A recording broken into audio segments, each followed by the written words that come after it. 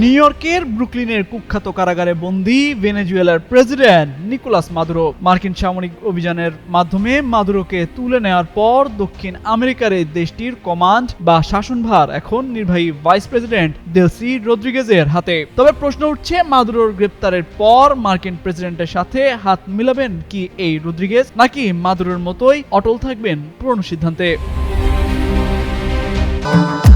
ভবিষ্যৎ হোক নিরাপদ, বিনিয়োগ হোক বিশ্বস্ত, আর আমার পছন্দ সল্ট বে।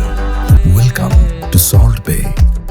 গতকাল শনিবার বিকেলে দেলসি রদ্রিগেজ ভারপ্রাপ্ত প্রেসিডেন্ট হিসেবে দায়িত্ব গ্রহণ করেন। তিনি একই সঙ্গে অর্থ ও তেল মন্ত্রী হিসেবেও দায়িত্ব পালন করছেন। মাদুরো ও তার স্ত্রী সিলিয়া ফ্লোরেস বন্দী হওয়ার কয়েক ঘন্টা পর তিনি জাতীয় প্রতিরক্ষা কাউন্সিলের একটি অধিবেশনের সভাপতিত্ব করেন। অন্যান্য মন্ত্রী ও উচ্চপদস্থ কর্মকর্তাদের নিয়ে আয়োজিত সেই সভায় তিনি মাদুরো দম্পতির অবিলম্বে মুক্তি দাবি করেন। তিনি তার দেশে মার্কিন সামরিক অভিযানের তীব্র নিন্দাও জানান।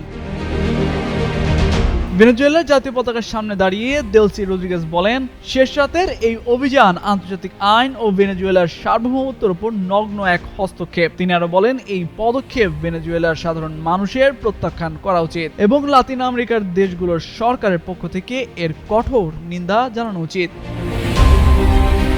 এদিকে মাদুরোকে যুক্তরাষ্ট্র তুলে নেওয়ার কয়েক ঘন্টা পর এবং প্রতিরক্ষা কাউন্সিলে দেলসি রদ্রিগেজের ভাষণের আগে মার্কিন প্রেসিডেন্ট ডোনাল্ড ট্রাম্প এক সংবাদ সম্মেলনে বলেন, পররাষ্ট্রমন্ত্রী মার্কো রুবিও ভাইস প্রেসিডেন্টের সঙ্গে কথা বলেছেন। ট্রাম্পের দাবি অনুযায়ী দেলসি রদ্রিগেজ ভেনেজুয়েলার একটি নতুন অধ্যায় শুরুর জন্য ওয়াশিংটনের সঙ্গে কাজ করতে ইচ্ছুক বলে মনে হয়েছে। তিনি বলছেন, যুক্তরাষ্ট্র যা চায় তাই করা হবে বলেও দেলসি আশ্বাস দিয়েছেন বলেও দাবি করেন মার্কিন প্রেসিডেন্ট। ট্রাম্পের এই মন্তব্য অনেক বিশ্লেষককে অবাক করেছে। তারা মনে করেন দেলসি রদ্রিগেজ যুক্তরাষ্ট্রকে কোনো ছাড় দেবেন এমন সম্ভাবনা খুবই কম। জ্যাক ডি গর্ডন ইনস্টিটিউটের পলিসি অ্যানালিস্ট ও ভেনেজুয়েলায় নিয়োজিত তুরস্কের সাবেক কূটনীতিক ইমদাদ ওনার সিএনএনকে বলেন, দেলসি মাদুরোর কোনো নমনীয় বা উদারপন্থী বিকল্প নেই। তিনি এই পুরো ব্যবস্থার মধ্যে সবচেয়ে শক্তিশালী ও কট্টরপন্থী এক ব্যক্তিদের মধ্যে একজন।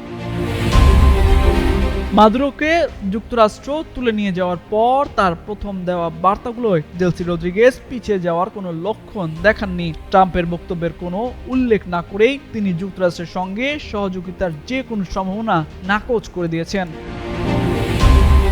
তামজিদ মির্জা, যুগান্তর নিউজ।